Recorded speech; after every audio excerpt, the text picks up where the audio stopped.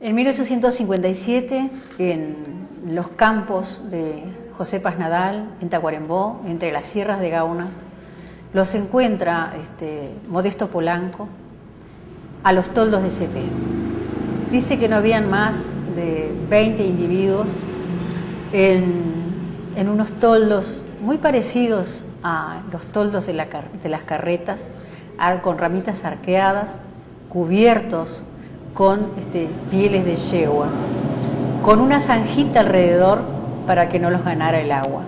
Ahí vivían todos los individuos de la toldería, que fue diezmada después por la viruela cuando traen un enfermo hacia el Hospital Regional de Tacuarembó y dejan caer, no se sabe si exprofeso, las vestimentas de los enfermos. Muere prácticamente todos los toldos, excepto CP, Avelino y Santana, sus dos hijos, que no acostumbraban, dice, a usar ropa de blanco. Por muchos años los toldos se mantuvieron en esos campos, mientras las mujeres incluso hacían una alfarería muy similar a la guaraní, enseñadas por las indias guaraníes, que también formaban parte de esa toldería. CP vive hasta 1864 en los campos de José Paz Nadal. Muere en una tarde de septiembre en los campos de Dutili Cristi, en la pulpería, de Dutili Cristi, después de tomar un vaso de caña servido de manos de unos forasteros que lo envenenan con cianuro de curtir cueros. Dice que CP, junto con sus hijos, jugaban carrera con algunos galgos a cambio de la limeta, ¿no?, de la ginebra, que siempre ganaban los hijos de CP y CP esa carrera a los galgos después que le daban determinado tiempo de ventaja. CP dice que cuando se emborrachaba daba su famoso grito de guerra que hacía que los caballos erizaran sus pelos y todo el mundo se espantaba. Contaba cómo había dado muerte a Bernabé. Bernabé Rivera y Fructuoso Rivera fueron amigos de los indígenas. Fructuoso fue uno de los capitanes de Artigas primero, después fue nuestro primer presidente constitucional, y Bernabé también fue amigo de los indios. En aquel 1831, donde se prepara la encerrona en las bocas de Salsipuedes, que no solamente fue en las bocas de Salsipuedes, según lo dice el profesor Eduardo Acosta y Lara, hubieron más de 3 lugares donde se embosca a los indígenas. CP es aquel mismo Polidoro que junto con el Aledino se niegan a entrar a la encerrona porque dicen que Frutos es traidor, es corazón malo. Según lo relata la historia, Polidoro sería, junto con el adivino, aquellos más de 40 individuos que avanzan hacia el Pintado mientras todos los toldos y sus familias se reúnen en las bocas de Salsipuedes.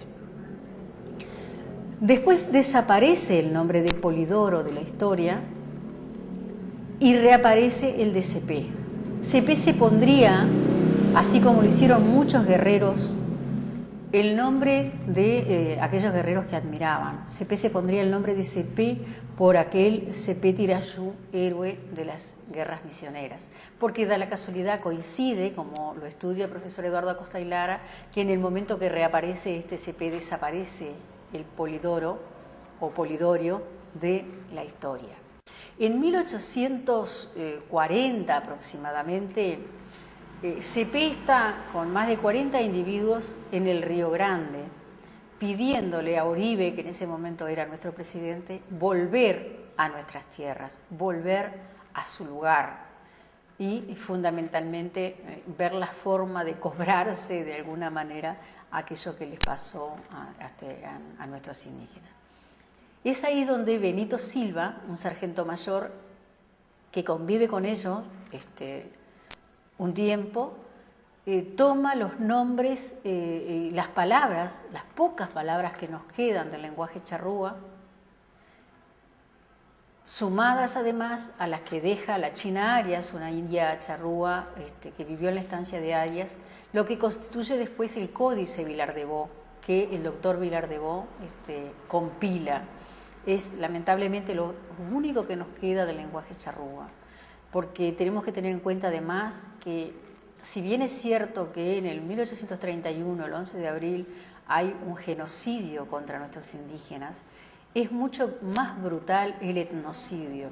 Hubo una política desde que en 1531 entra el blanco por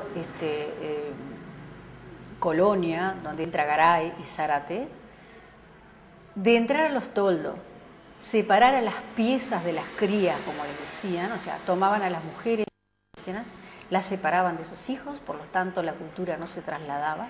Esas mujeres a su vez ya no parían indios, lo que venía era el mestizaje obligatorio. Los curas incluso entraban a los toldos, robaban a las mujeres y las casaban con guaraníes cristianizados. Era otra forma de catequización. Entonces es brutal el etnocidio que no podemos perder de vista si simplemente lo focalizamos con lo que sucede en el 31. Yo personalmente no soy historiadora, no soy profesora de historia, soy una artista plástica que trabaja el tema, que ama la historia y quiere de la forma más accesible llegar a la parte más objetiva de nuestra historia. Y debemos no olvidarnos del papel importantísimo que tiene la mujer en la vida de una etnia y en la muerte de una etnia. Y en este caso lo vemos perfectamente. Cómo por más de 300 años las únicas mujeres que dieron a luz fueron mujeres indias. ¿Cómo puede ser que nosotros todavía digamos que descendemos de italianos, alemanes, españoles y que neguemos más de 300 años donde las únicas que dieron a luz fueron ellas? Si tomamos en cuenta que Garay y Zárate entran a esta parte del territorio en el 1500 y algo, y que las primeras mujeres vienen con la colonización, cuando se funda Montevideo, en el 1700 y algo, son 300 años. ¿Cuántas generaciones hay en 300 años? Entonces, el objetivo de mi muestra, y parto de hacer un hilván, digamos así, de lo que es nuestra descendencia, el objetivo de la muestra es demostrar primero que no los mataron a todos, porque si siguen habiendo descendientes. Si hoy con los estudios que tenemos de la doctora Mónica Sanz, que es una antropóloga bióloga de nuestro país, sabemos que hay más de un 50% de la población que es descendiente de indígenas, ¿cómo todavía podemos seguir negando el papel que tuvieron nuestros indígenas en la conformación de nuestra identidad, las mujeres y los hombres?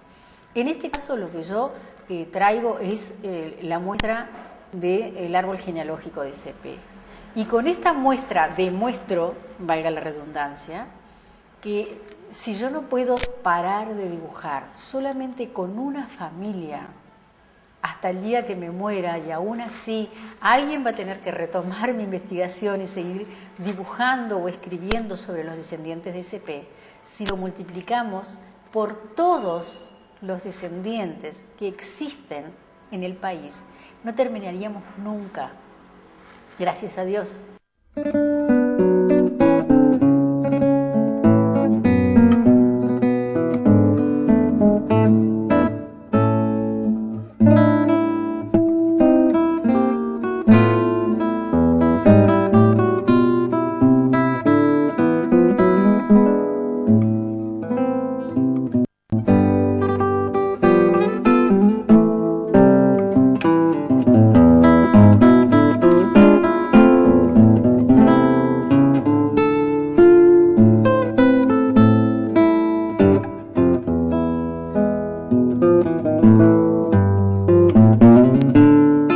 Es una tarea que recién empieza y que terminará el día que yo me vaya.